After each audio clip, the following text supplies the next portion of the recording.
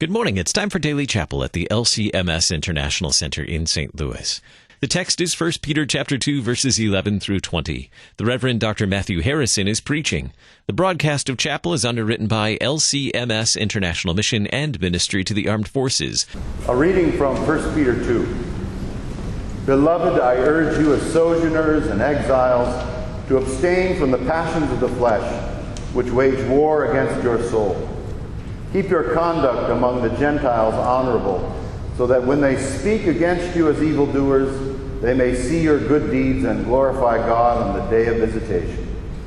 Be subject for the Lord's sake to every human institution, whether it be to the emperor as supreme, or to governors as sent by him to punish those who do evil and to praise those who do good. For this is the will of God, that by doing good you should put to silence the ignorance of foolish people. Live as people who are free, not using your freedom as a cover-up for evil, but living as servants of God. Honor everyone. Love the brotherhood. Fear God. Honor the emperor. Servants, be subject to your masters with all respect, not only to the good and gentle, but also to the unjust. For this is a gracious thing. When mindful of God, one endures sorrows while suffering unjustly. For what credit is it if when you sin and are beaten for it, you endure? But if when you do good and suffer for it, you endure, this is a gracious thing in the sight of God. This is the word of the Lord. Thanks be to God. Hallelujah, Christ is risen. He is risen indeed. Hallelujah. Ken and Amy. Grace to you and peace from God our Father and our Lord and Savior Jesus Christ. And congratulations on this career move. It's so nice to have you away from those people over there on our side of the interstate, especially with that rascal who runs LCEF Part Day. But I'm going to give a sermon about him later. Beloved, I urge you as sojourners and exiles to abstain from the passions of the flesh, which wage war against your soul. Peter reminds his hearers that this world is not our home. We live not for the mere temporal. We live in view of eternity with Christ. What profit a man if he gain the whole world and loses his soul? Asked Jesus. A flesh and blood resurrected eternity is the goal. Christ was raised, and we too shall rise again, as we say in the Creed. God does not want us so heavenly focused that we are no earthly good. As Luther preached early in the Reformation, he said, God doesn't need your works. Your neighbor does.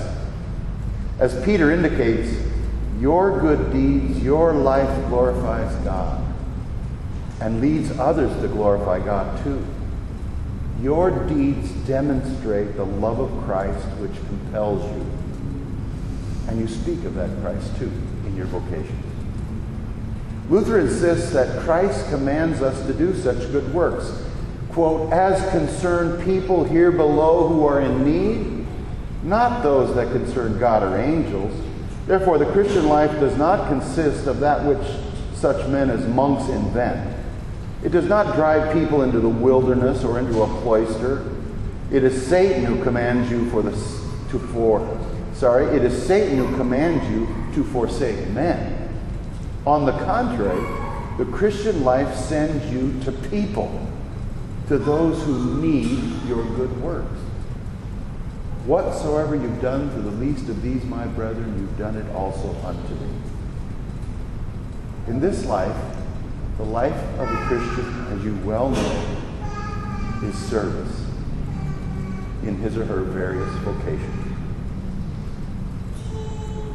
And it is, as Luther said, oftentimes apparently void of all divinity.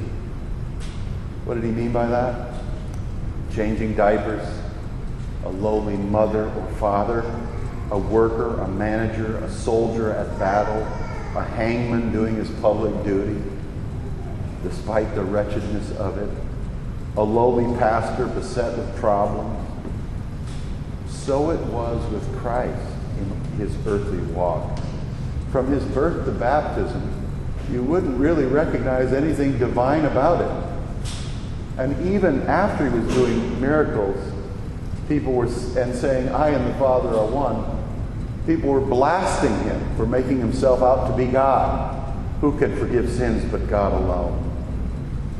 And it was drudgery till his death on the cross. The divinity of Christ was not so evident, nor is it always evident in our vocations and work, is it? That's the way it is with Jesus, and that's the way it is in day-to-day work with the plans. The work is not easy.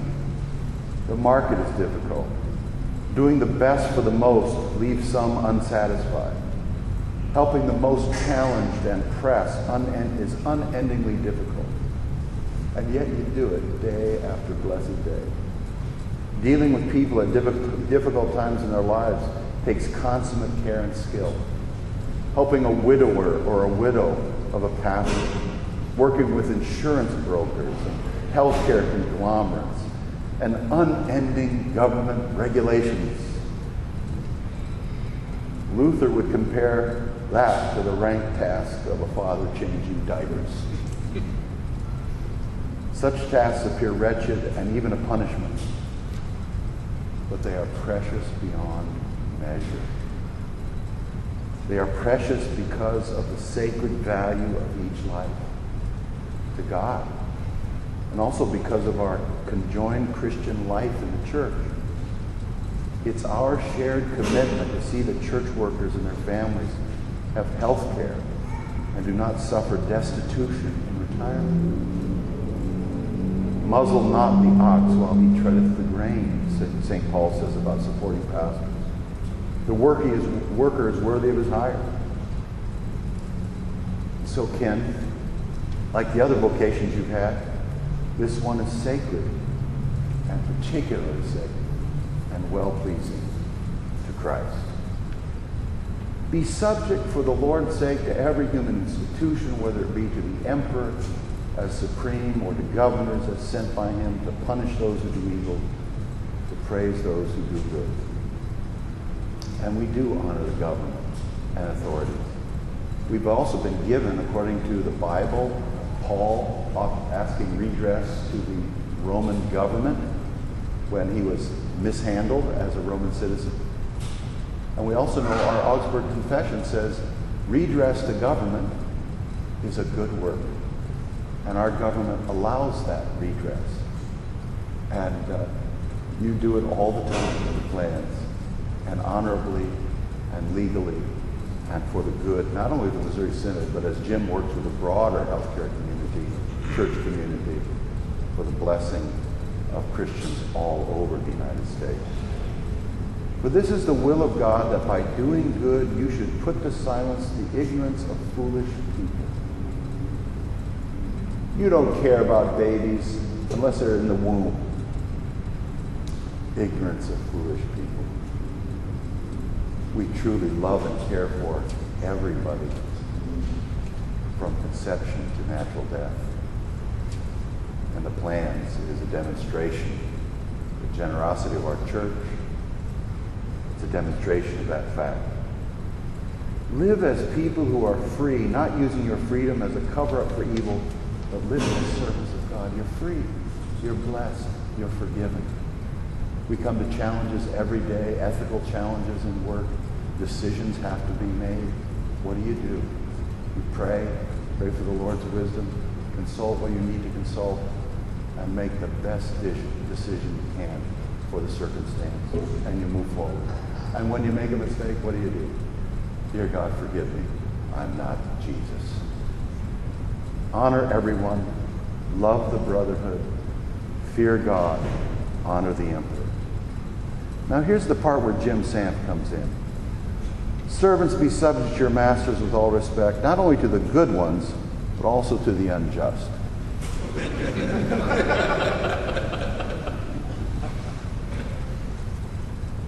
We serve as we are placed, and we honor those with whom we serve, all the precious people who work for the plans are a magnificent blessing, every single one of them.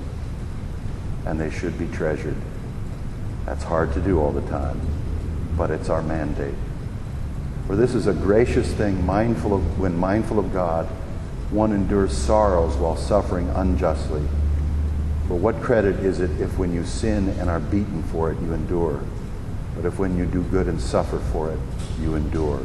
This is a gracious thing in the sight of God. Of course, our situation is much different from slavery in the New Testament. But we do suffer when we serve, because we serve alongside sinners and we serve only sinners. And we are sinners. It's inevitable. What is the great thing is that in that suffering, we turn to Christ and we learn to be compassionate as Christ is compassionate. Ken, God bless you at this intersection, and Amy, God bless you for your service, your vocations, and your wonderful, wonderful work for the church in many different ways. We pray that this new chapter will be an unending blessing to you and all those you serve. In the name of the Father, and of the Son, and of the Holy Spirit. Amen.